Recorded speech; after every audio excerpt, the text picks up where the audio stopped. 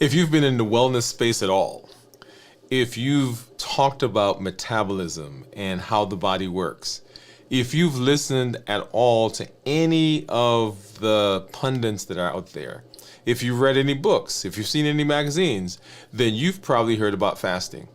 And you've probably heard mixed messages.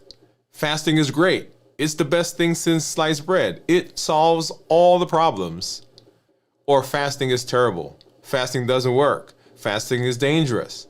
And the question is, what is the real truth? And here I'm going to be talking about the question, is fasting dangerous? The truth about it. Hey, this is Dr. Dwain Woode. That's Wood with an E. The E stands for endocrinology. Here on the channel, I educate, I empower, and I encourage you to take charge of your health in your life, avoid complications, and go to the next level. And in this year, we're living a limitless life. We are living based on the person that we've created, this person that we have talked about, this person that we are building, the person that has unlimited potential. We are breaking free from all those barriers. We are presenting our best selves, our best health, and our best journey for the future. Hey, if you're new to me, go ahead and put new in the comments because I'd love to welcome you and say hello with a hand clap. And let you know that I'm excited that you are here. If you do have questions, go ahead and put those in the comments so that we can get to those as we move throughout our show tonight. Whatever platform you're on right now, I am excited that you're here. Welcome. You should be seeing us on Instagram, on LinkedIn, on Twitch, on Facebook, and of course here on YouTube.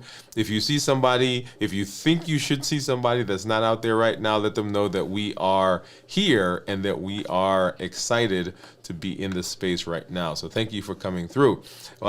As you know how we do, I've got my monitors that we're going to be looking at here in just a minute. I've got my glucose meter. I've got my continuous monitors that will show. And then we will say hello to all of you who are out there to welcome you to this space. So let's go ahead and hop over and so you can see what I'm talking about. So right below, well, off to the side, you'll see here, this is my clarity. Let's see, where's this? All right, so it looks like my screens are off a little bit. Let's make a change there really quickly, and we'll be there. We go. All right. Don't you love this? Okay, there we are. All right, so right down below, you'll see this is my Dexcom Clarity Report, and then off to my side, this is my Keto Mojo and my Contour. As you know, I wear two different glucose meters, continuous monitors. I've got a Dexcom Clarity on one side. This is not Clarity, but Dexcom G7. And then I've got a Freestyle Libre on the other arm. And we'll take a look at those here in just a minute to see what's going on with them. And also, right now, I am in the first parts of our fast for this week. As you know, on a weekly basis, I do a 72-hour fast. And right now, I am 25 hours. That's right, 25 hours into this week's fast. We're heading to 72. So we'll talk also about how I'm feeling, all the symptoms, if there are any symptoms that I'm having right now, doing pretty good. So we'll talk about that. And then also, as I mentioned, we'll talk about what is going on with fasting. What are the benefits of fasting? What are some possible things that we need to be concerned about with fasting? Because it is an amazing tool that we're using, but we want to make sure that we are doing so safely. Okay, so let's hop over and let's say hello. I think I see some community members out there. I see Julian. Hey, Julian, how are you? Welcome, welcome, welcome. And if you are out on Instagram, thank you for being there as well. So let's go ahead and let me grab some of these, grab this comment. And there you are.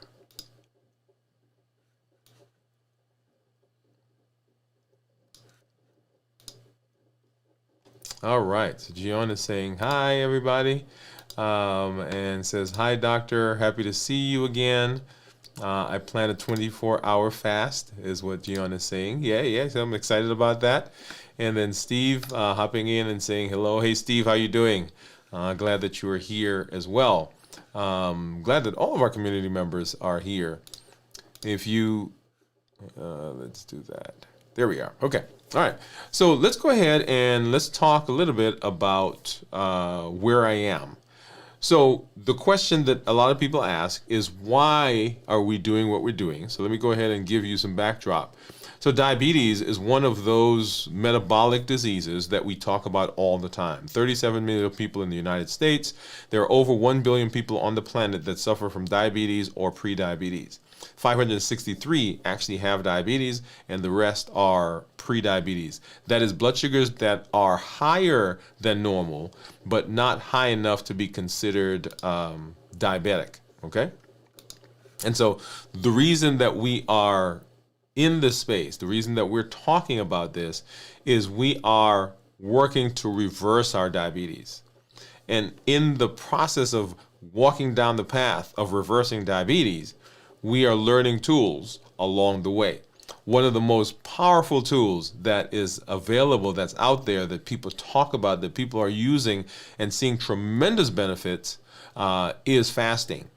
And so on our Dwain Woode MD Live, as we walk through the path on Monday night, so you catch us Monday, 7 p.m. Central, we're walking down the path of reversing diabetes. On our check-ins, we are talking about some of the tools that we use in the process of achieving that goal. And one of those tools is the tool of fasting. Now, you're watching me and you're just about to switch off and you're just about to scroll by or you're just about to move on. But let me tell you, don't do that yet. Because you're saying in your head and you're thinking to yourself, I don't have diabetes, so this is not for me. Well, diabetes is a prototypic disease. What does that mean? It means that it has components of all those other disease processes that we talk about.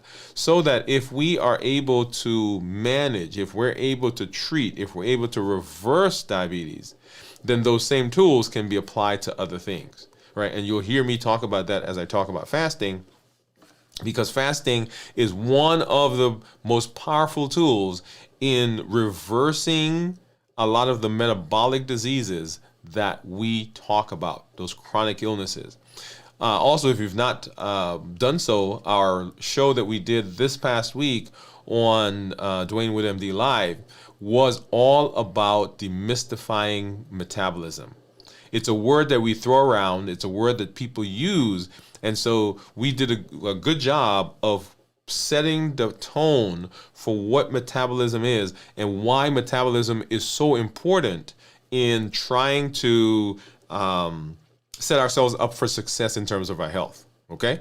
So metabolism is the place that we need to make a dent. That's where we need to make big improvements so that we can improve all of the downstream diseases: diabetes, high blood pressure, high cholesterol, polycystic ovarian syndrome, fatty liver, even some cancers.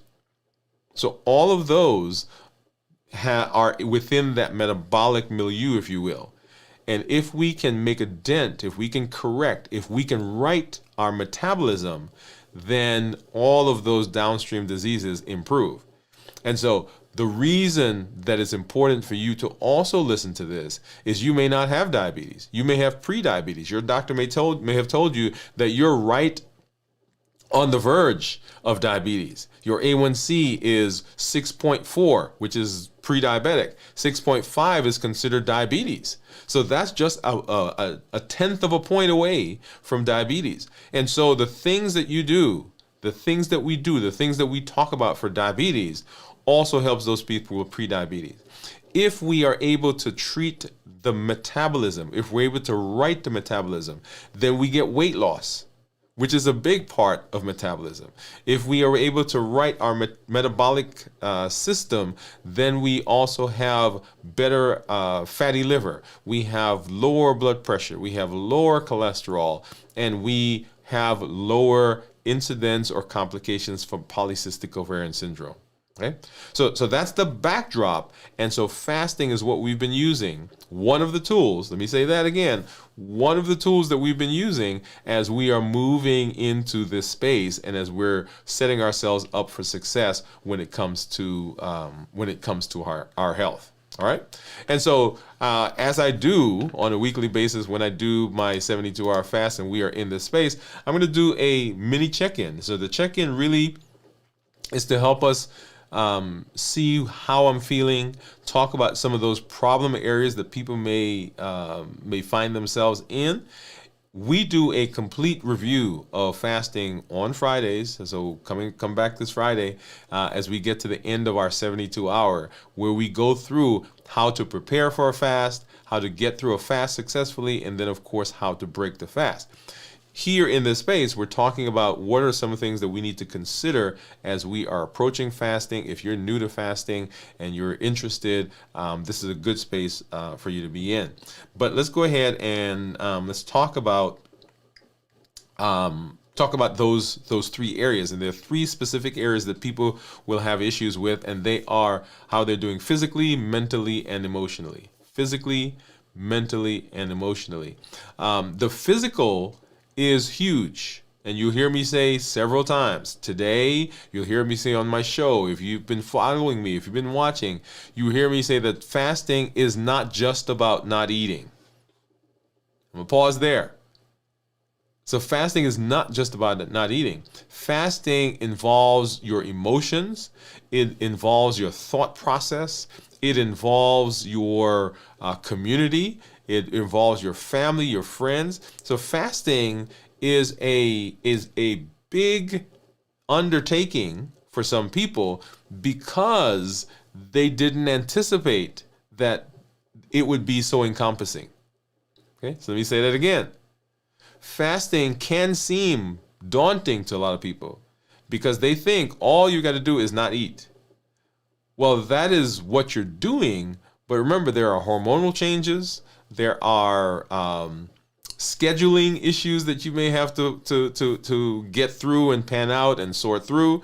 There are thought processes that happen, right? So as you're fasting, as you're moving through the pace, and we'll come when I talk about mentation, as you're moving through fasting, there are things that are going to come up, right? Thoughts that are going to come up. Oh man, mom is eating this, or mom is cooking that, or when we move through holidays or birthdays, if you are not doing a fast at the right time, then your brain, your mind can play a lot of tricks on you.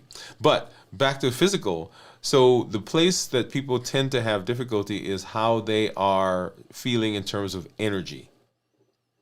So during the fast, your energy levels, of course, go down. The amount of sugar, I guess let me say that, the glucose in your body goes down, and people feel that as a drop in energy. If you're doing one of the extended fastings, then as your body is transitioning from burning carbohydrates to burning fats, then of course that also can feel like a drop in energy. Okay? And so we talk about how to kind of get through that and prepare.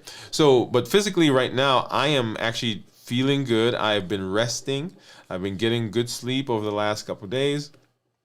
And so I'm not feeling as though I'm sluggish or tired or exhausted or hitting that wall like a lot of people will say if they are thinking about fasting when they're not well prepared. Okay, I'm not feeling lightheaded, dizzy, sweaty.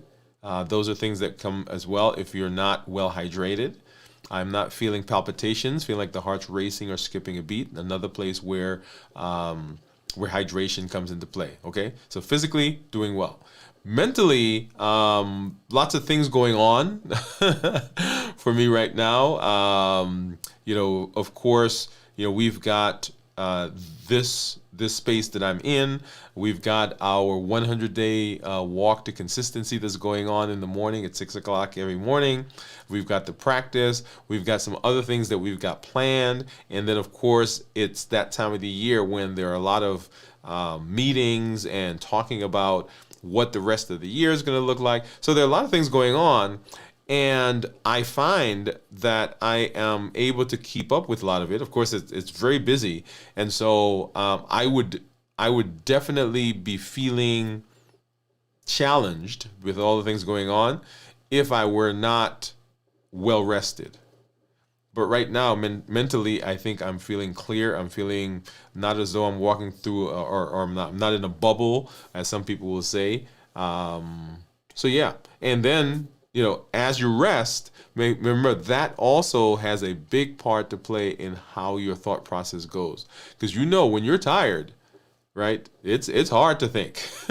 I've been in this space before, trying to do something, trying to create, trying to do a video, or trying to put a talk together, and I keep having to go in over and over and over because I'm not rested. And so you know how that is when you're not well rested.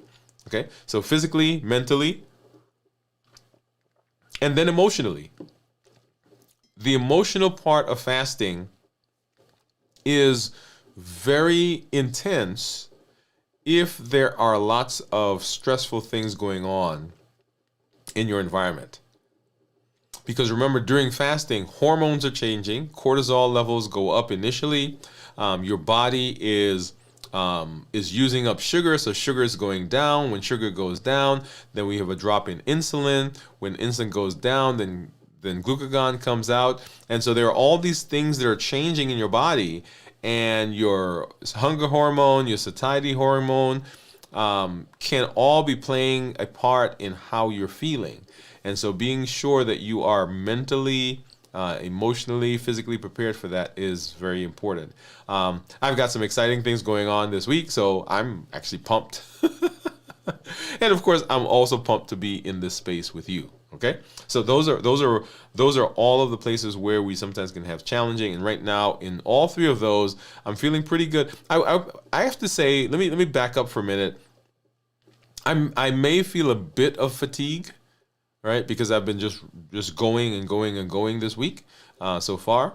But in terms of fasting at 25 hours, I don't know that I'm feeling that part of fasting. Now, one of the things that I've noticed, and we'll talk about that here in a little bit when I get to my blood sugars, what I've noticed is, because I am just coming off of an illness about 2-3 weeks ago, and it is still I still feel some of the side effects of that physically, and so maybe a little fatigue, and definitely my blood sugars have been higher as a result of that. I think one of our community members a couple of weeks ago was talking about being ill and seeing those blood sugars go up, and it's been, even though I understand what's going on, it's been a little frustrating for me as I watch that as well. Okay.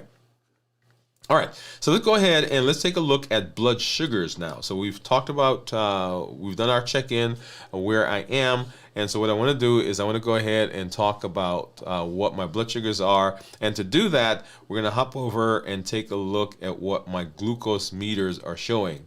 And right now, as I mentioned, I have on both the Dexcom G, and I also have on a Freestyle Libre. And so my Libre is what you're seeing right now, says that my blood sugar is 89. 89 is what you're seeing. And if you see down near, let's see, where's it? This way. Okay, over here. Yeah, so right. Okay, so I've got to right there. See, right about here, right in the middle. You'll see that white line, that is my blood sugar. And you'll see over the course of the day that it's gone down to what it is now. It was riding right at about 130, 140. When I'm fasting, usually at about 24 hours, which is where I am now, I am well below 100, and I would have been below 100 earlier in the day. We'll take a look here. Let's take a look at my Dexcom G7, and you'll see there, and this one I can actually put my finger and you can see what the actual blood sugars are. So back here, 9 p.m. last night, right, we were 150s, right, because we finished eating, and blood sugars went down. Look at that. So dropping, dropping, dropping, dropping, dropping, dropping, dropping. And right about 4:30 this morning, got down to 113. And then I woke up. I got out of bed. I didn't use the toothpaste that, that spiked up my blood sugar. But look at this. Look at what happened. So blood sugar up, up, up, up, up. And I think it got up to 160. Was that? Yeah, 164. Right? And that is about 20 or 30 points higher than it would have been prior to me getting sick. Okay? And then, of course, through the rest of the day, blood sugars are dropping, dropping, dropping. And I don't think, let me see. I don't think it has gone, okay, right there. It went below 100 right at about 9 p.m. So that's right at 25 hours of fasting, right? So for the first time, it went below 100. And that is unusual for my blood sugars. During fasting. Let me say that. During fasting. Okay? All right. So let me do something here. I want to say hi to some folks. I do see. Let me get back here. So we've said hello to Steve, and let's get back to this one. Here we go. So Gion said she was planning to do a 24-hour fast. Steve says, I do my blood work in the morning. Oh, good, Steve. So it'll be interesting to hear from you how that goes. Okay. Gion says mental is most challenging part of fasting. A lot of people, that is where they find their challenge, right? So it's not really that their body is telling them they're hungry, but the mental part of it is a big deal. So I'm going to star that, Gion, because I want to come back to that. Gion, like Dr. Woode says, if you're doing something, it takes your mind off. Steve, look at that. I need to have you come on and do this show, Steve. I love that. Thank you for saying that. Thank you for jumping in. And Gion is asking a question there. So Gion, I'm going to star that question. I'm going to come back to that. That was something we talked about on our show on Monday. And Gion is saying, I think so, Steve. I have to keep busy when I want to last. Yes, so we'll come back and talk more about that. And then Cornelia, hey Cornelia, how are you? Cornelia is saying hello, Dr. Woode. And so for those of you who are out there, if you see the star that is next to Gion, and those are people who are members of our community. Oops, what did I just do? Yeah. Those are people who are members of our community, and you see star next to Cornelia as well. They are members of our YouTube community, our Dwain Woode MD community. And I don't know if Cornelia, was it you or Autumn yesterday was giving us a name, the Wood Group or something like that. All right, so let's see. So Cornelia is saying hello to Steve and to Gion. Steve is saying hello. Gion says, great, doctor. I am happy you're below 100. I'm excited I'm below 100 as well. Because that was a little frustrating today. Because my monitor kept going off because I have it set at 150 and it got up to 150 and I was like, well, this doesn't make any sense. And well, I shouldn't say it doesn't make any sense. I have noticed over the last several days that has been the case. So I knew what was going on. Okay. All right. So where was I? Yes. So we were just about to take a look at my monitor. So let's go ahead and do that. So you'll see here, so that's my Dexcom. And let's go ahead and grab these guys. So here is, let me change my view. There we go. So here's my Keto Mojo. Here is my Contour. And let's take a look at what those are. So let's grab a strip. So this is my Contour. We'll get a test strip in there. And of course, these are, the Keto Mojo will give me both a blood sugar and it also gives me ketones. Okay, so let's go ahead. I'm going to open up the glucose strip, get that one in there. And I'm going to go ahead and open up, as you know, the ketone strip as well, because if I don't, then it takes some time sometimes to get it open. And if I'm not careful, that drop of blood will dry up and I won't be able to get that. So let's go ahead and do that. And then let's go ahead and get into our container and get one of our handy dandy lancets. Back over here. And this is just one of the twist off. So you twist off the top, find a finger, and I tend to just use the lancet itself. I don't use a lancing device. We'll come back and maybe show you that another time. We've shown this on the show before, but this lancet actually goes into a device and it's spring loaded. So I'm going to find a finger. I tend to use the same one because it doesn't hurt as much. Of course, as soon as I said that, I'm like, that does hurt.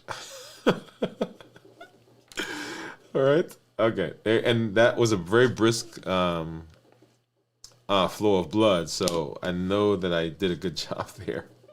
And it hurt. So, all right. So we got those two going. So the the contour says I'm 98. The Keto Mojo says I am 108. And of course, you see on the screen there, that's the Libre. So let me go ahead and I'm going to switch this out so I can get this one in, and this is the ketone. So at 25 hours, 25 plus hours, 25 and a half, right? What do you think my ketones are going to be? Go ahead and drop that in the chat. Drop that in the comment.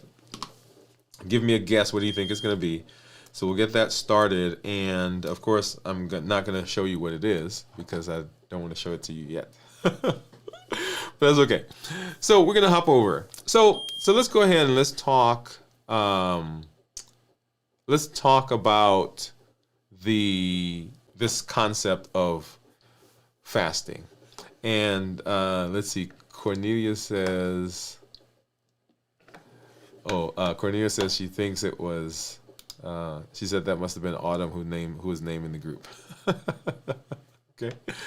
And Steve has a guess, so we're going to put that up now. So Steve says he thinks that my ketones are going to be 0.8 at 29 hours. So go ahead and drop those in. We'll come back and we'll put those up here in a little while as we get into looking at that. Okay. Okay. So just as I was getting ready to, I'm going to cut back over because I see someone else who just popped in. And so it is Autumn, and Autumn says, "Hi, Dr." He said, "Wood Gang." Yeah, so we were just talking about you, Autumn. So welcome in. And let's see, Gian, I thought I saw she dropped a comment in there. Okay, so Gian says she thinks that my ketones are going to be 1.8. And then, of course, saying hi to Autumn. Awesome. All right, so let's go ahead and let's have a conversation. So fasting has had a kind of rocky history. We all know that fasting comes from, I'm going to say, ancient times, right? So back in the past, there were cultural, there were religious reasons for fasting. And as we've moved into the modern era, fasting is now being proposed as a huge tool for managing metabolic disease and for just wellness, general wellness. Okay, when fasting first came on the scenes as a method for health, it was poo-pooed. In fact, one of the, I don't want to call him the godfather, but one of the original people who were talking about fasting was Jason Fung. And you can go out and read his book, several books actually, and any one of them would be great. But he started talking about fasting, and everybody kind of said, no, this is not a thing. We can't do that. It shouldn't be done. Fasting is dangerous. Flash forward now years, right? So this is probably in the 90s, and don't quote me on the time, but not in the 2000, not in 2025, but earlier. fasting was thought to be not this thing that people should do, because we were so used to eating so often that the concept of fasting just seemed foreign. And so it was like, no, we can't fast. We shouldn't fast. Fasting is dangerous. One of the other places where that comes into play, and we'll talk about that here in just a minute, was when we started talking about diabetics, type 1 diabetics, who are insulin requiring. They were told, or we told them, that they can't fast, because if they fasted, then their blood sugars would go down. And if their blood sugars go down, then they wouldn't take insulin, and they're insulin requiring. And so we told them, hey, it's dangerous for you to fast. So no. Now, what's happened is we've taken that concept of type 1 people not being able to fast, and we've extrapolated that into type 2s and say, okay, nobody, if you're diabetic at all, you shouldn't fast. Now we are learning, and as fasting has become more mainstream, and there are a lot more studies that have been done about it, then some of the things that we tell people in terms of fasting, we've kind of backed off on those. Okay, but back in April or March of 2024, the American Heart Association at one of their meetings had a paper that was published, and the paper suggested that people who fasted were at increased risk for heart disease and for death. Okay, and so then people started looking at various fasting methods and saying, hey, what's going on?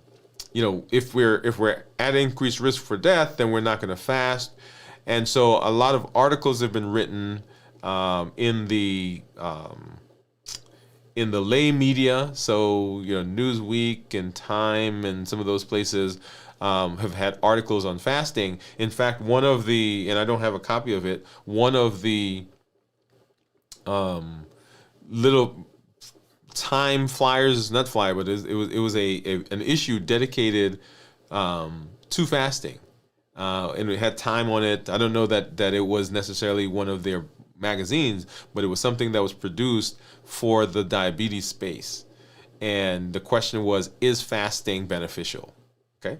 And so we want to spend some time right now talking about the question, is fasting dangerous? Is fasting dangerous?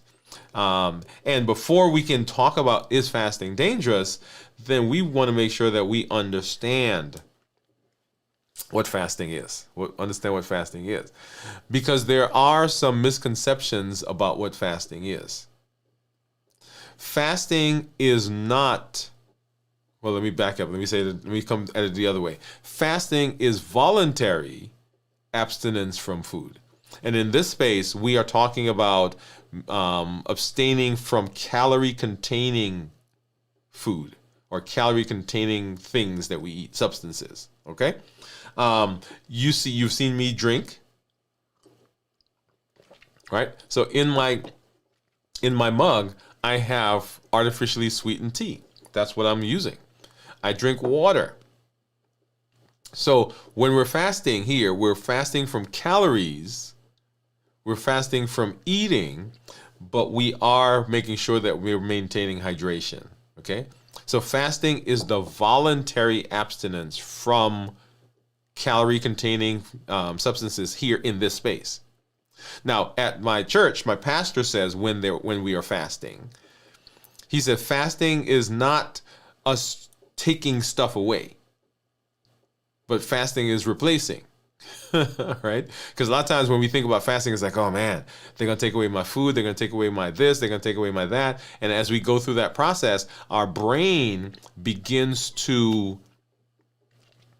have some dissonance, right? Some friction.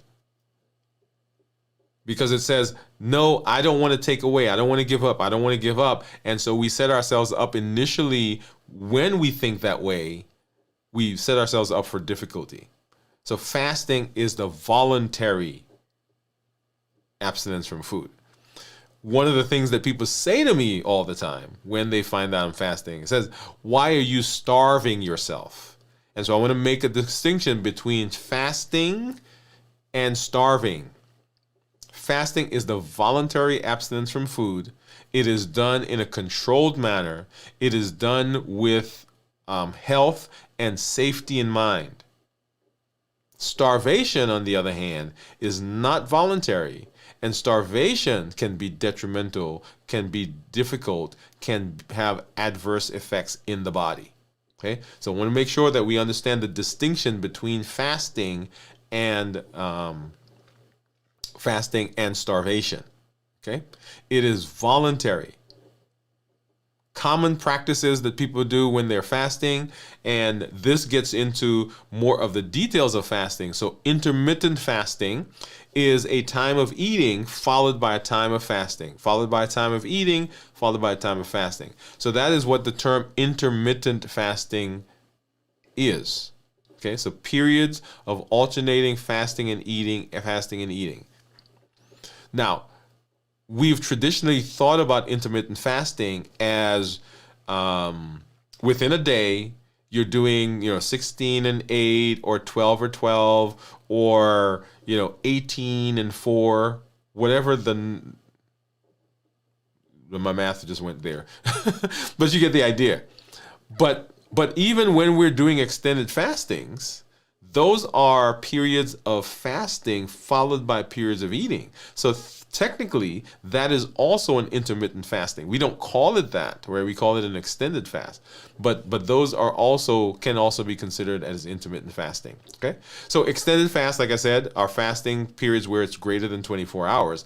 And so within the spectrum of fasting, intermittent fasting, and extended fasting, there are a whole host of other types of fasts. So there is the 1 meal a day fasting, or OMAD. There is 24-hour fast. There is alternate day fasting, where you're fasting every other day. There is a 5 and 2, where you do where you either fast 5 days and then you take a break for 2 days and you come back and you fast, right? So you can do lots of different methods of fasting. We've done shows where we talk about the various methods and what they do. So make sure you go out on the YouTube channel, and they're there in the list that's called How to Fast Successfully. Okay? So that is fasting. Lots of different ways of doing it, and studies have shown that there are benefits to some types of fasting for some types of diseases, right? So they're linked like that. So what are the benefits? What are potential benefits of fasting? Well, we've talked about several benefits, right? So some of the big benefits. So coming off of we're going to come to diabetes, but one of the big benefits of fasting is weight loss.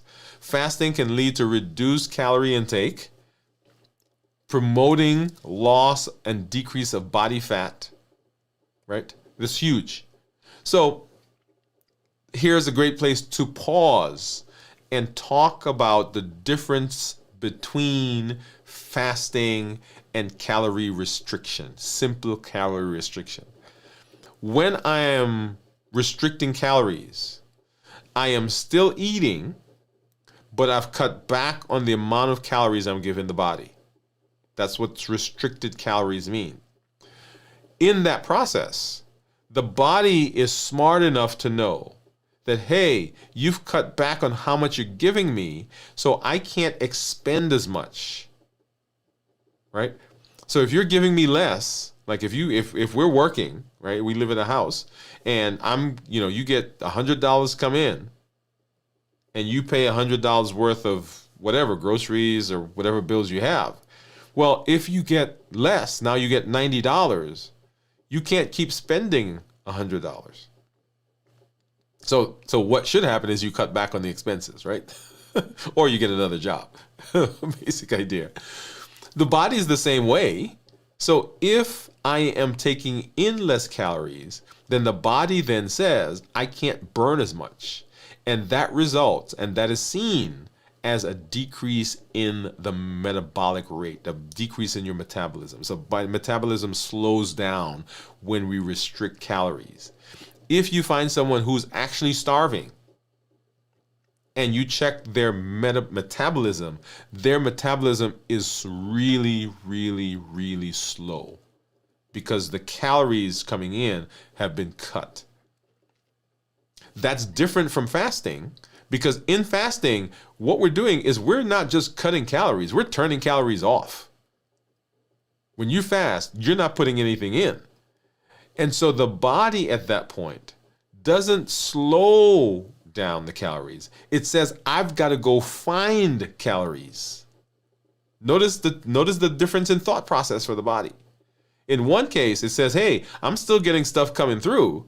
I just need to slow down a little bit to match what they're giving me. But if I'm not putting any calories in at all, the body says, hey, I'm not getting anything at all. I'm not getting any money, right? So the job is gone. I still got these bills. The job is gone. So what do I need to do? Now I need to go and find energy. And so during that process, the body's metabolism actually ramps up to be able to get ready to find the energy. And that concept is so important if we're going to understand the difference between simply cutting calories and fasting. Because people say all the time, well, oh yeah, you're just cutting back on what you're eating. Well, no, there are other metabolic and hormonal things that are going on that makes fasting different from just cutting back on calories. Okay, so number one, fasting promotes weight loss. It's a huge one. Fasting improves metabolic health. So fasting improves metabolic health. And what did we say was the culprit in metabolic health? It is insulin. Insulin is the major driving force behind a lot of our metabolic diseases. And so when we fast, we become more insulin sensitive. What does that mean? That means that the insulin that our body has becomes more effective. And if it becomes more effective, then the body doesn't have to create more insulin, or we don't have to take as much insulin from outside. So this is why a lot of people who are fasting find that they are able to decrease the amount of insulin and in some cases get off the insulin that they're on. Okay? So this leads to better blood sugar control. And I said we're coming back to diabetes in a minute. So yeah, here it is. So if I have better insulin sensitivity, then the insulin that I have in my body, or the insulin I'm taking from outside, which I now have to decrease, also works better. So my blood sugars are better. Okay? And then one of the other big things is cellular repair. So during fasting, the body goes into this process called autophagy, which is a repair recycling process that's in the body. And this helps to promote healing. It helps to promote the fixing, the patching, if you will, of damaged cells. The body removes unused, broken, misshapen, irregular cells so that it can send those off and recycle them, bring them back as new, improved parts of itself. And that sets us up for improvement in cellular repair. This is a great place where we talk about things like improved neuropathy. We talk about people who have multiple sclerosis or Alzheimer's disease, some of those neurodegenerative diseases, where they can get better because during the fasting process, there is cellular repair going on. Okay? And then reduced inflammation. So taking that same idea of cellular repair and the idea that we're becoming more insulin sensitive. A lot of our illnesses, a lot of the things that we have that are going on in our metabolic disease process, things that are going on in high blood pressure, high cholesterol, those chronic illnesses, a lot of it has to do with inflammation. So there are studies that show that fasting can decrease those markers of inflammation and potentially lower the risk of chronic disease. Because a lot of chronic disease has to do with inflammation. In fact, diabetes itself, right? Because the blood sugars are high, those blood sugars produce inflammatory markers, inflammatory substances in the body that makes the body more insulin resistant. So an amazing thing.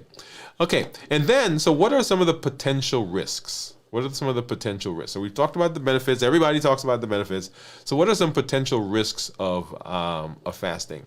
Well, one of the big ones that people talk about is nutritional deficiencies. Nutritional deficiencies. Because often when we are thinking about fasting, we're going through fasting, when we're doing intermittent fasting, when we're thinking about becoming healthy, a lot of us, what we do is we restrict certain things. We restrict ourselves. And so particularly as we get into some of the longer fasts, if we're not doing a good job of planning what we're going to eat, if we're not doing a good job of making sure that we're eating balanced meals, remember balanced bites, then we can have deficiencies of essential nutrients. So if you're not doing a good job of looking at what you're eating during the eating windows, then that sets you up for nutritional deficiencies. So one of the arguments against fasting is people say, well, just eat nutrient dense foods all the time, and then you don't have to worry about fasting. Okay? So nutritional deficiencies, that's one of the things where we can fall short with fasting. Another one is disordered eating. Now this one I'm going to push myself in there, because I was talking to somebody about this just either it was today or yesterday. And here's what happens to me sometimes during fasting. And you may recognize this. So I do a 72-hour fast once a week. And so I start the fast on Tuesdays. That's usually the plan. And I've done that successfully, other than when I plan to do it differently. I start the fast on Tuesday. So by Wednesday, I'm 24 hours in, which is what we're doing now. And then on Thursday, I'm 48 hours. And then on Friday, I break the fast at 72 hours. Or if we go extended beyond that, I think we've done a 96 and 106 hour fast. Okay? Well, so I start the fast on Tuesday, and I'm going through the fast. And I'm going to tell you, during the fast, usually it's not a problem. The only problem for me during the fast, as I think Ji Yun was saying, is up here.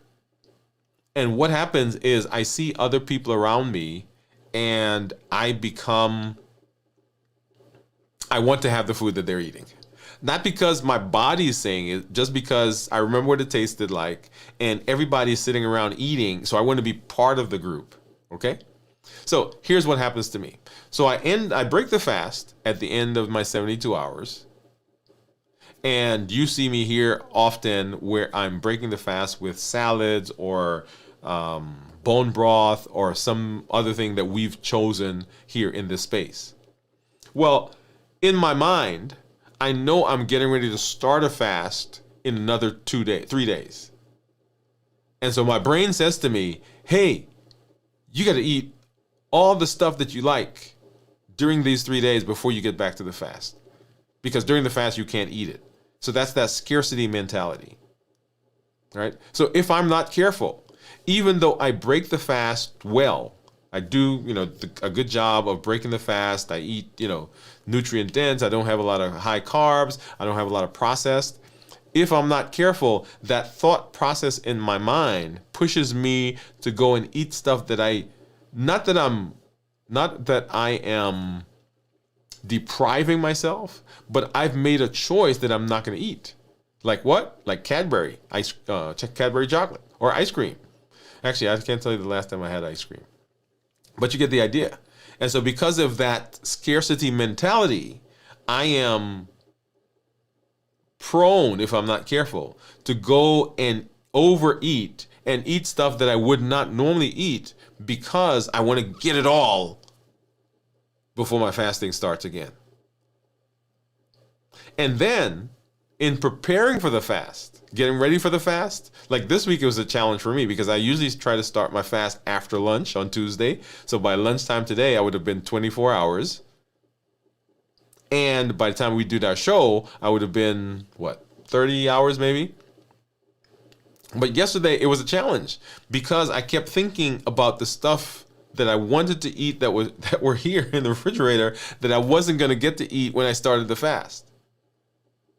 And so for people who've had challenges with eating disorder in the past, or people who are not being careful with their thought process during the fast, and they're not in connection with community and connection with their healthcare provider, they can begin having disordered eating. And that disordered eating can show up as binging and purging, or binging and, and stress, binging and worry, binging and guilt, right? So all of those can cause problems, right? So fasting can can trigger unhealthy eating behaviors in people who are susceptible, who are not in community, who are not making sure they're connected with their healthcare providers. Okay. Next thing is certain medical conditions, and we talked about this with our diabetics. So let's talk about diabetes in general. So individuals who have diabetes, if they're not careful, they can have low blood sugars. Because the whole idea behind fasting is to lower the insulin, and we lower the insulin by lowering the sugar. If we lower the sugar, right, if you're on medication, then for sure that can cause low blood sugars.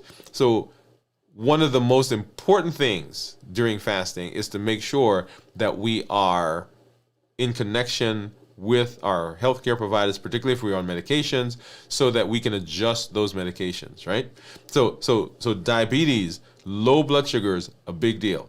People who have type 1 diabetes, and I'm going to say it here, right? So we're talking about type 2 diabetes, but let me make a plug for type 1 diabetes. It is not that you cannot fast. It is that you have to be careful as you're fasting. One of the concepts with type 1 diabetes is that when we are fasting, if you're doing the extended fasting,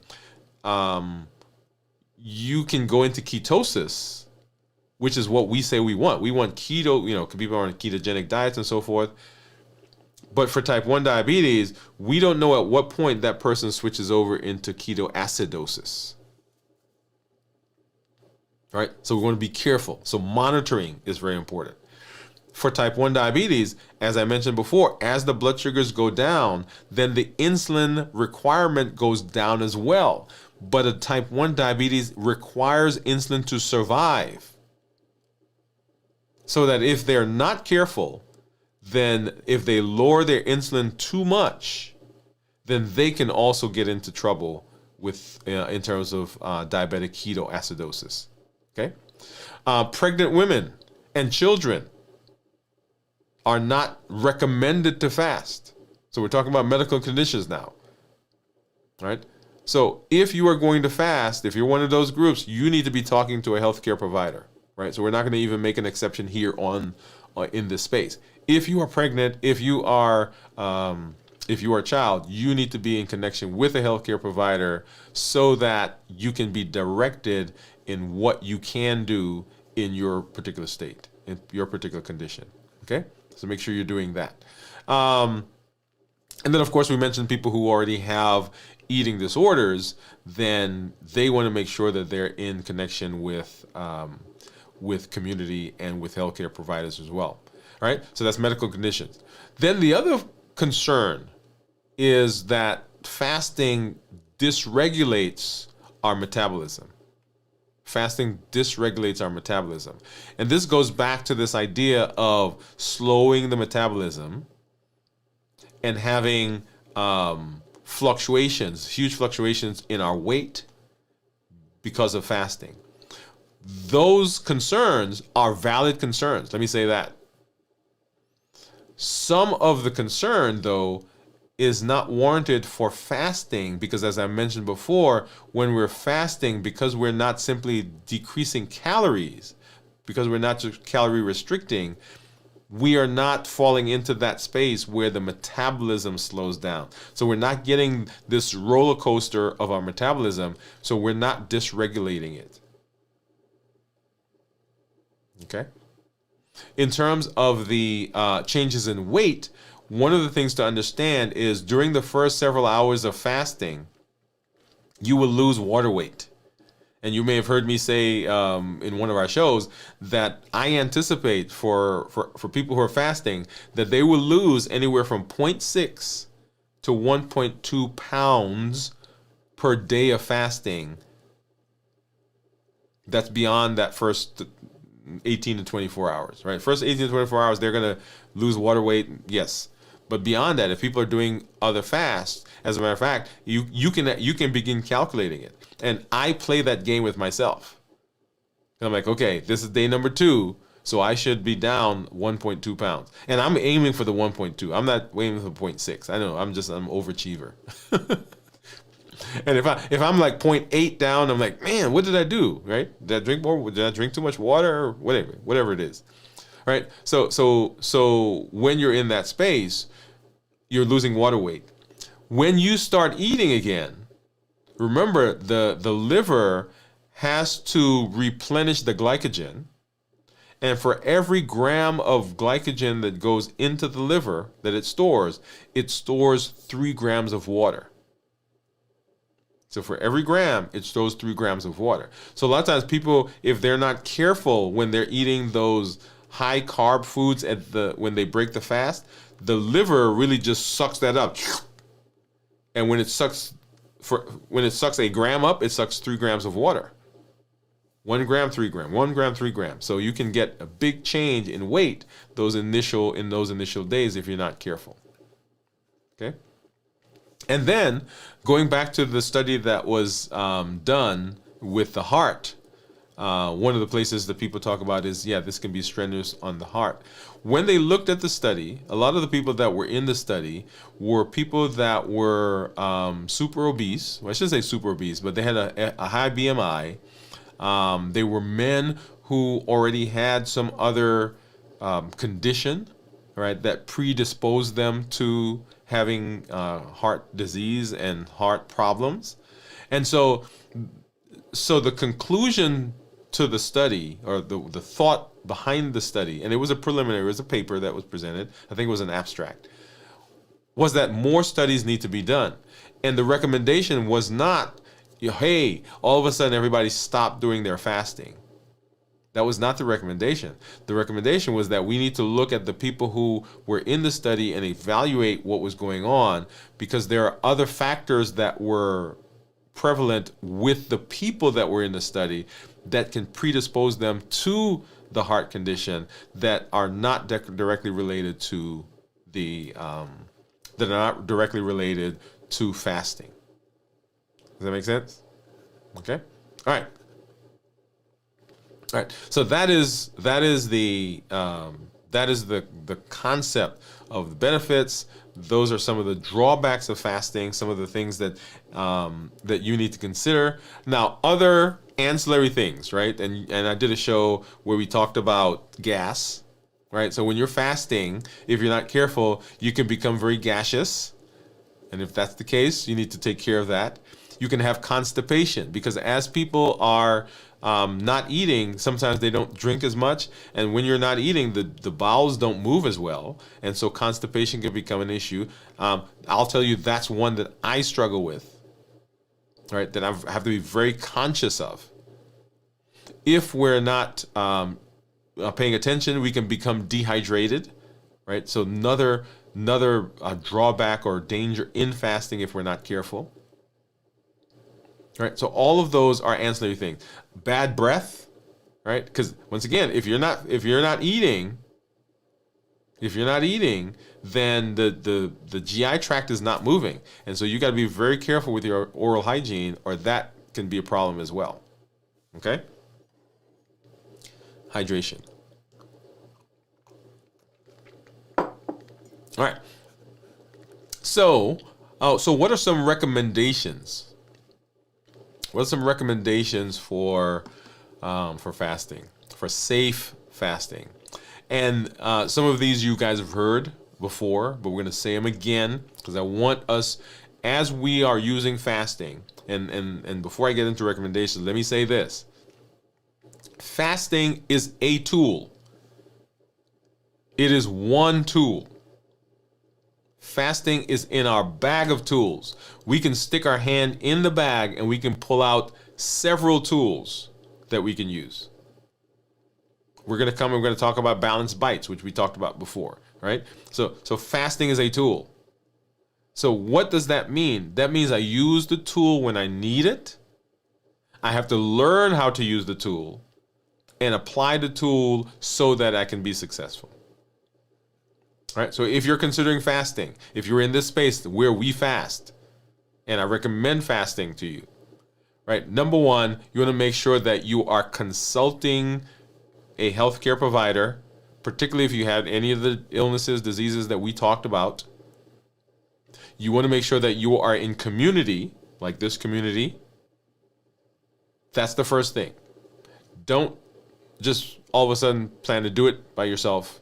Be in community so that you can bounce ideas, you can see what other people are doing, you can have conversations, you can share with them what's happening with you, and they can be there to support you, right? So be in community.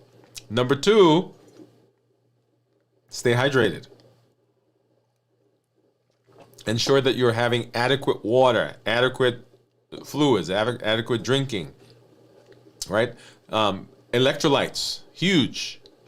And I always pick on Jennifer. I think I saw Jennifer out there. Jennifer has shared with us some of her not oral, but her hydration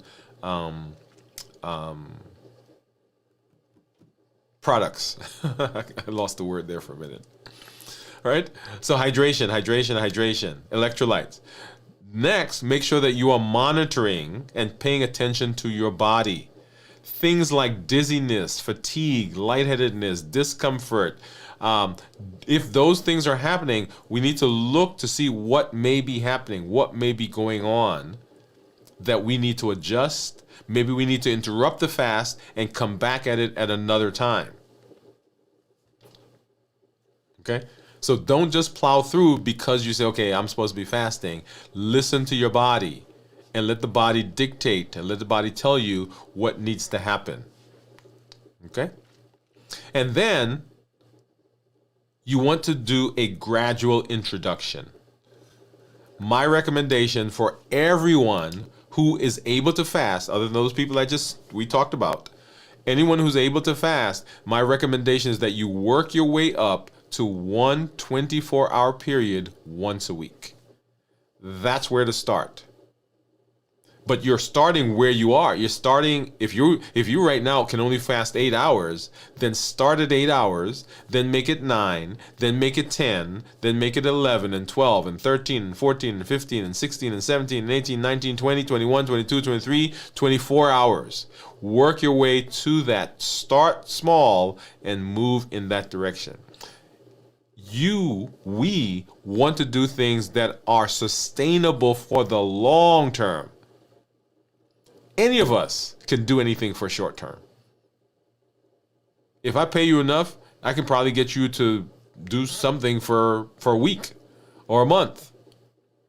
It's kind of like when you go visit someone or somebody comes to visit you and they're on their best behavior for those first 2 weeks when they come to see you, and then after 2 weeks it wears off. Why? Because we could do anything for a couple weeks.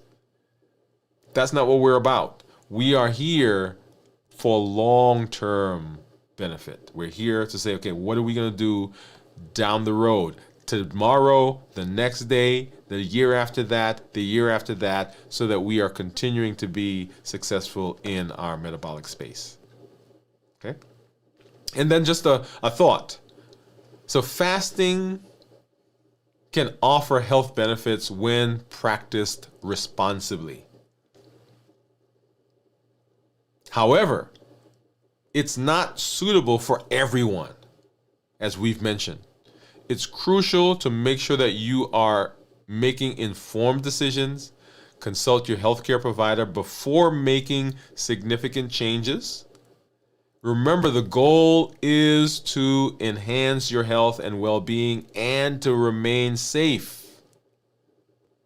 Not just to do something.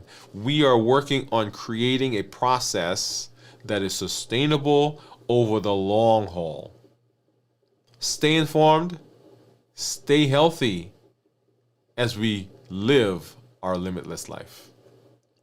Awesome. All right. So let's see. And I saw a bunch of folks come in, and let's see. Oh, Gion says my ketone she thinks is going to be 1.8. Autumn, hello, Dr. Wood and hi, Wood Gang. Gion says I love Wood Gang. Steve says hello, AJ. Autumn says 1.6. So I think we got a 0.8, we got a 1.8, we got a 1.6. Okay, so somebody keep track of those for me. Autumn says, I mean Dr. Wood Gang. Hi, Gion and Steve. Autumn says, I've been watching fasting videos on YouTube almost nonstop since I can't leave the house.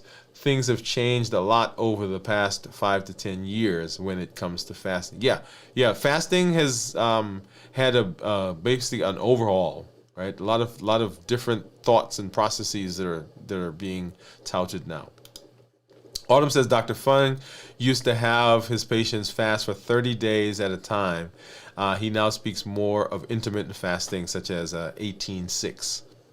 Yeah, so things have changed, and it is a matter of refinement and matter of can we get the benefit. And one of the questions people ask is, can we get the same benefits from a 24-hour fast as we get a 72-hour fast? Okay, and you get benefits. Not everybody needs to do a 72-hour fast. One of the reasons I do a 72-hour fast is because if you guys recall, I had significant metabolic dysfunction, and so I said I need to do this, and I need to do it now, and I need to do something that's going to get me there. And the other reason I do a 72-hour fast is it allows us to have conversations about what goes on in fasting. And you can see what happens in fasting. It's not okay, let's think about it, let's talk about it, let's philosophize about it. You get to see it right here. Okay? And we can talk about how blood sugars change when you get sick. We can talk about how blood sugars change when it's your birthday and you ate the birthday cake. How when you go on vacation, what do you do when you need to adjust your fasting schedule? Like I'm going to be doing here soon, because I've got some things coming up, and so I'm going to be starting my fasting early. I think are we doing that next week? Well, one of these weeks, we're going to be starting our fast early, so that we will do instead of Wednesday, Thursday, Friday, we'll do a Tuesday, Wednesday, Thursday fast, right? Because adjusting based on scheduling. Because remember, it's a tool, and we use the tool as we see fit, as we need to. Dr. Wood, I love that T-shirt you were wearing. Do you sell merch? So, Autumn, that's a great question. Someone asked me that because we play our videos in the office, and someone asked me about the Limitless Living T-shirt. Currently, there is not merch, but it's something that we're thinking about. Keep an eye out, and you guys encourage me to be thinking about that. But yeah, same thing for our mugs and so forth. One of the things that I want to do is at some point we may do a giveaway where we give away some of this stuff to some of you. We're trying to figure out how we're going to do that. But great question. I think Dr. T-shirt is amazing as well. You remember this T-shirt is our triple E formula for success, right? So we educate, we empower, and we encourage. So that's what this is. This is the new branded version of it. If you recall, this is what it looked like before. Okay, and so we've updated that. Put that back there. There we go. Come on. Yeah, so we've updated that to this version. All right. Let's see. Autumn says, I need a Dr. Wood Gang coffee mug. Okay, Autumn, you're pushing that. I'm gonna put that Dr. Wood Gang. Jennifer, howdy y'all. Hey Jennifer, late to the party. Glad that you were here, Jennifer. Autumn saying hello. Hi Jennifer. Cornelia says, I'm 2 weeks into my new job and someone quit without notice. Some of the work is now my responsibility. This is a major mental trigger for me. I felt too distracted to fast. Yeah, one of the big places, and we've said that I think several times tonight on the show, one of the big things that happens is that once the brain is involved, then the fasting can become a challenge. And so as we have talked about in the past, and as we will continue to talk about, one of the best things that we can do is work on our stress management techniques, our problem solving techniques, our organizational techniques. Now, these are all tools. Okay, I keep throwing that word. So the organization is not the end all, right? It's not the goal, but the organization helps us to deal with the situation so that it doesn't trigger us. The stress management is not the end all and be all, but it is a tool that we use to deal with the situation so that the situation doesn't trigger us, so that we don't eat, so that we don't go down that path. Okay? So Cornelia, thank you for throwing that out there. And our thoughts go out with you. This is a great, let me do a plug right here. This is a great opportunity to say, get into the group. Right? So get into the group, and this is a great place to have community so that you can share that, so that other people can support you. And if you've not logged into the group yet, make sure that you do that so that we can begin working to communicate, to support, and to enhance what we are doing together. Right? The Dr. Woode Gang group. Did I say it right? Autumn says, Dr. Woode, I believe that our bodies take care of our nutrition during prolonged fasting of a week or longer by utilizing our own fat stores. Do you agree that these fat stores provide nutrition? Yes, they do. So our bodies, so the average person has, I think I should say the statistic is about 100,000 calories stored up.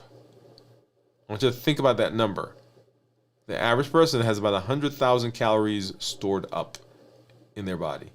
And so when we are fasting, which is why sometimes it surprises me, but doesn't surprise me when people say, I can't fast because I'm going to be hungry. Remember what true hunger is. True hunger is a physiologic need for energy and for nutrition. So if I have in my body stored up 100,000 calories, then I really am not physiologically hungry.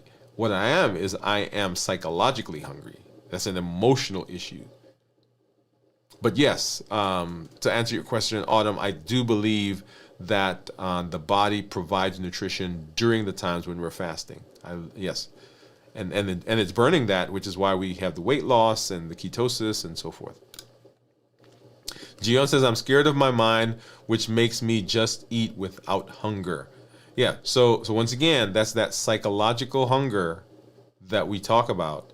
And it is the thing.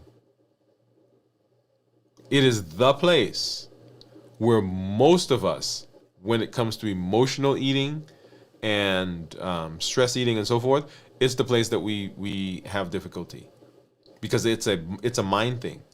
Even as I fast, okay? Remember what I said. I'm not physically hungry. But when I walk through my office and it's lunchtime and I walk by the break room and I see my team that's in there and they're using the microwave and they may have gone out and gotten stuff, my brain says to me, oh, it would be nice to have some of that. And I've got to actually leave. Right? They all go into all go into our conference room and they watch movies. And I don't go in there for lots of reasons. One of the reasons is because I want to give them their space away from me. So, that's their lunch break. But food is there. Okay? Food is there. So it makes us eat. Let's see. Autumn says, that sounds like a struggle for sure, Cornelia, but fasting might provide you with a sense of control. Autumn, I'm gonna give you a hand clap for that. And the reason I'm giving you a hand clap for that is because I think often when we go into a fast, and the reason I love fasts is because when I'm in a fast, it is a time when I feel like I have control.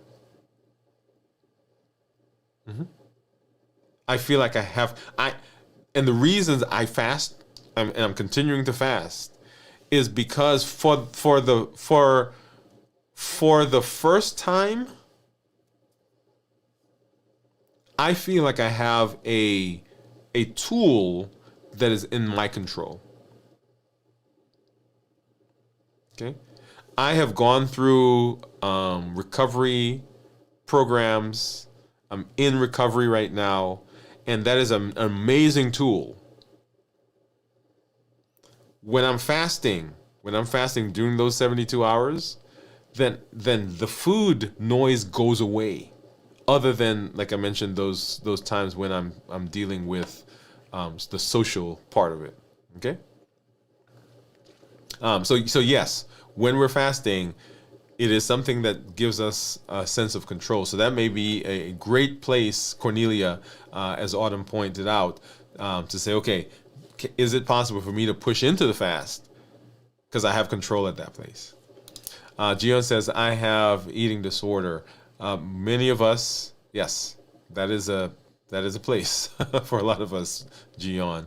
And there are a lot of programs that are out there. Often I would direct my patients in the office to recovery programs because I say to them, we can't get control of blood sugars until we first are dealing with the recovery part of this. Right? Because often we spend our energies fighting the food. We fight the food. I'm not going to eat it. Oh, I'm so bad because I ate it. And we white knuckle it the whole time. And eventually that fails. And when it fails, it goes way off course. And so I say to them, hey, let's deal with this a little bit. We'll talk about what we're going to do to kind of keep you moderated, maintain some reasonable blood sugars, but we've got to deal. We send people to counseling, right? They come to me for diabetes, for management of blood sugar, and I say to them, we can't control your blood sugar until you're in counseling and you're dealing with those issues, because it's not a blood sugar issue. It's a recovery issue. It's a stress issue. It's a depression issue. It's a marital issue. It's a relational issue. So we've got to be able to deal with those if we're going to be successful. Gion says, exact same here, Autumn. Cornelia says, yes, Autumn, I just realized I'm worried I won't do well. Limitless living instructs me to profess I will be successful by giving it all I have, one day at a time. I can live with that. Cornelia! Boom. That's it. Drop the mic right there. Limitless living says we're shooting for progress, not perfection.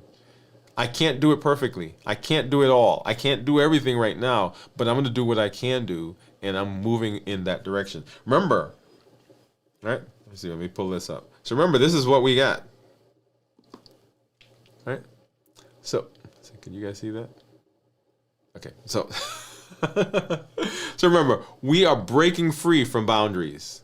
We are pursuing our best self, our best health, and our best life goals without being held back by external or internal roadblocks. So not in our mind and not anything that anybody else says to us. Okay, so great that. Thank you, Cornelia.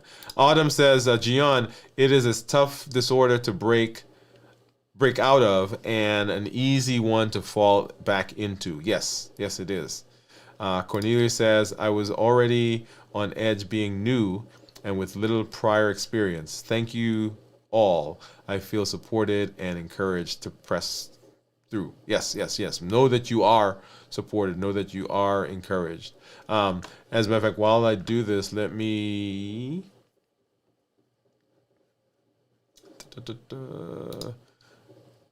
go ahead and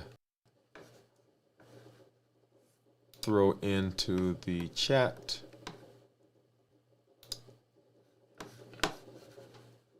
the I'm going to put in the group, in the member area, the link for the Zoom. Let's go ahead and do that. So you can go ahead and start popping in there. And there it is. Okay. All right. So let's see. So Cornelia, so might be also maybe. So Autumn says also Cornelia may think that fasting actually is very good for you, for your brain, and may help you to keep up with the extra workload you have. Might be a good time to impress your new bosses. I like that. Cornelia says, Autumn, thank you. I plan to start tomorrow. I've been mentally struggling with this. Cornelia, let me say to you, start where you are. Okay? So don't push yourself to do a 72, 48, whatever it is, right? Start where you are and say, okay, I'm going to fast. Okay? She says, that's awesome advice. Autumn says, I think you have been presented with the opportunity to show your boss that hiring you was the best move they've ever made. That's right, best move. You're going to be a star. I really believe that. Autumn says, Cornelia says, Autumn, I accept the challenge. Thank you again. You're welcome, Cornelia. Autumn, I really need to work on hydration. Yep, we all need to work on hydration. I hate water. Sound childish. Hey, Cornelia, Autumn, put the water in the freezer.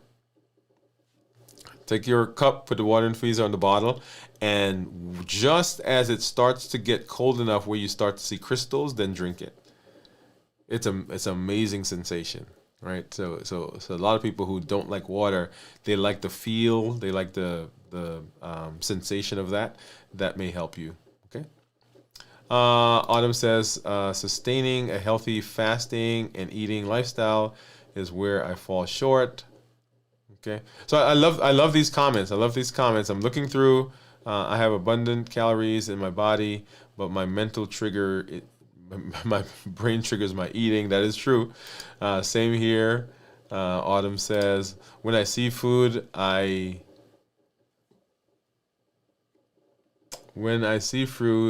feared I will break my fast. Always, yeah.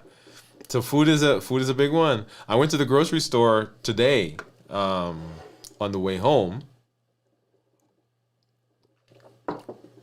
to pick something up for my son. We're doing some stuff in his room, and I just had to get out of there. I went to Walmart, so I just had to. I grabbed. I was supposed to get some other things, but I just grabbed that and just put it and went, checked it out, and left because I know myself. Okay. Autumn. So great information. Julia, Women Beyond Fitness. Hey, thank you for coming through. Thank you for being in this space with us. Autumn says, I have two modes, fasting and binging. I have to work with that. And it is the space that many of us, Autumn, I want you to listen to the words I'm using. It is the space that many of us find ourselves. So this is not a you, it is us as a community. And I'm putting myself in that community. Okay? All right. Autumn, my husband bought me a 96-ounce jug of to remind me to drink water. Visually helps me. If you'd like to try it also, my goal is to sustain the fast as well. We will do it. Yeah. So guys, once again, hop into the group, support each other. That's a great place to be. Gian says, Cornelia, you have a great husband who gave a water bottle. I envy you. Autumn, let's make it together. Gian saying, that sounds like excellent idea, Cornelia. Thank you. Yes, thank you, Gian. He's very supportive of me, especially after he has seen the results. Awesome, awesome. Man, I love this. This is the space that I want us to be in. Remember that the triple E formula for success, right? That's what's here. We educate, we empower, and we encourage. We educate with the shows and the blogs and the podcasts and all that. We empower with the tools that we're learning, understanding fasting. Right? If you've not joined our 100-day walk in the morning, make sure you're doing that. That's another tool. All the different components that we're doing here, fasting, balanced bites, emotional intelligence, how to create a meal, how to shop, which we will be doing, right? So all those are tools. They are not the ultimate. They are not the result, or they're not the goal. Those are tools that we're using to set ourselves up for metabolic success and to reverse diabetes.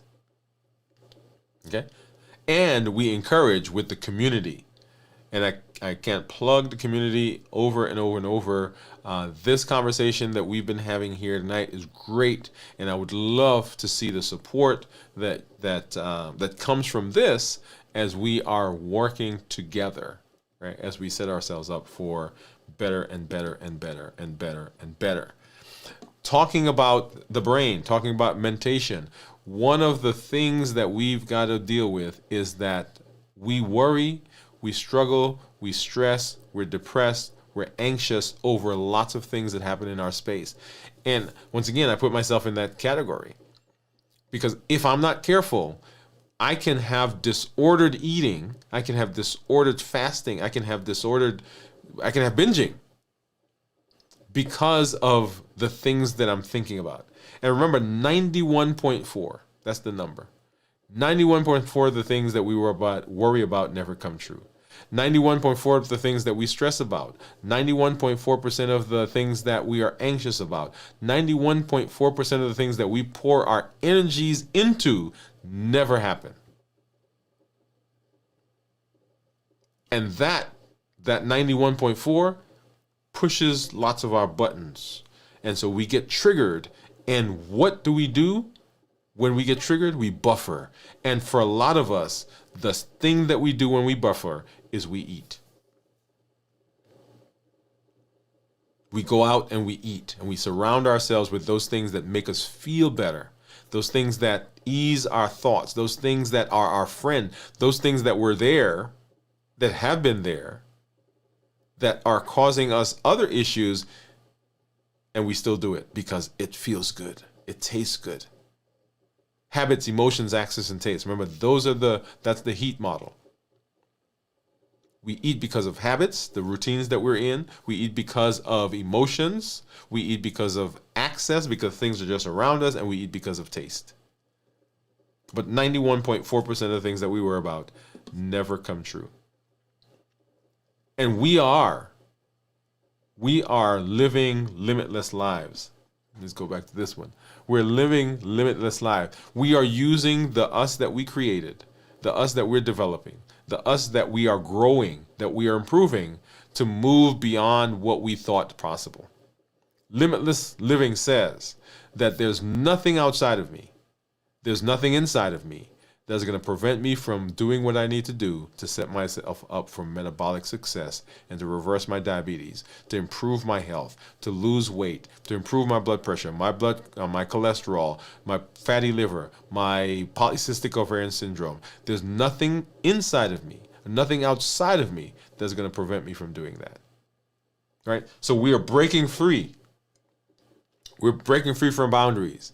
We are presenting our best self, our best health, and our best life. We're breaking free. So limitless living.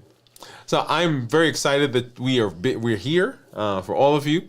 That we're able to be in this space, that we can learn together, that we can share together, that we can support each other. Make sure you join us tomorrow for our check-in again. And then on Friday, we will do our review and another check-in. If you've not done so, go ahead and make sure that you get over to the YouTube channel and go through the list. Point it to people, right? There are over 1 billion people on the planet with diabetes and pre-diabetes. That's not even to mention the people who have other metabolic diseases. Right, so help them, let them know that there is a place where they can go, where they can find information about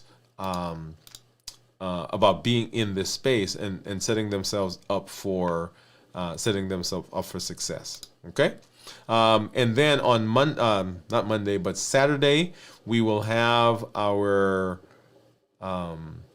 video from the vault again. And then on Sunday morning at 6 a.m., we'll have This Week in Review. So make sure that you join us for that. Thank you for being here. Thank you for joining. Thank you for coming out for all of our community members. And we're gonna do a shout out. I think we'll do that. We'll do it tomorrow. I was waiting for another group of folks to come in to do a shout out for our members who have joined, but we'll do that tomorrow on our show. So make sure that you are here. If you are a current member, join us tomorrow. We'll do a shout out there. And if you're thinking about becoming a member, this is a great time to be there as well, because you get to be a part of this amazing community that we are growing and that you can be involved in. Okay, let me just say that and stop. Okay, all right. Let's see. Gian says, see you tomorrow. And for everybody, remember, this is Dr. Dwain Woode. That's Wood with an E. The E stands for endocrinology. Here on the channel, I educate, I empower, and I encourage you to take charge of your health and your life, avoid complications, and go to the next level. And in this year, we're breaking through. We're breaking free from those boundaries. We're presenting our best self, our best health, and our best life goals without roadblocks, because we're living a limitless life. Thank you, everybody. Good night. We'll see you tomorrow.